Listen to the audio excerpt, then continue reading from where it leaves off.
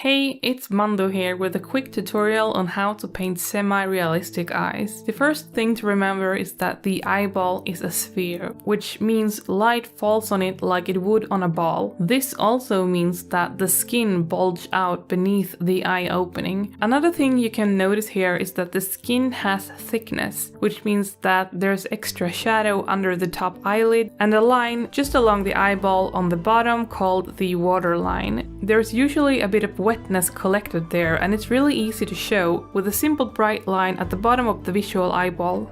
The eyelashes grow from the edge of that thickness. They go down, then up, and more to the right or left depending on which side they grow on. When I draw eyebrows, I first paint the shadow on the skin, then I paint the individual hairs.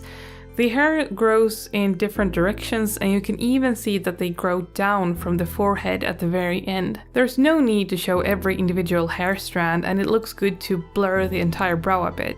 Now let's talk about color. The skin around the eyes have many colors, a lot of red and even some blue. The less saturated, meaning strong colors you use, the more realistic your painting will look. I will talk more about color in a future video. Let's just focus on this right now. A key thing to remember is that the white of the eyes isn't white. I painted it in a gray tone. You will sometimes hear people say to keep away from pure white and pure black, and I'm definitely one of those people. There's only two places I ever use black and pure white, which is in the pupils and the shine of the eyeball. You can see that the waterline continues down on the face, and that's usually a place where the skin is a bit brighter. I've even thrown in some texture here. This is really the part where you choose how detailed you want to go. If you want to keep it a bit more expressionistic or keep rendering for photorealism. I can't really stand the latter, so let's do an even more stylized eye.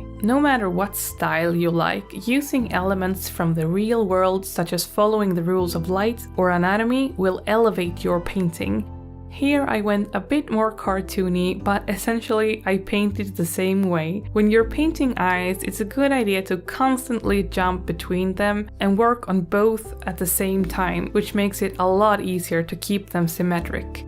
For the sake of this tutorial, I just flipped the eye, which I don't recommend for an actual painting, but even so, you can see that I didn't mirror the reflection. Reflection should always look the same on both eyes. Let me know if there's any tutorial you'd like me to do in the future, and I'll hope to see you later.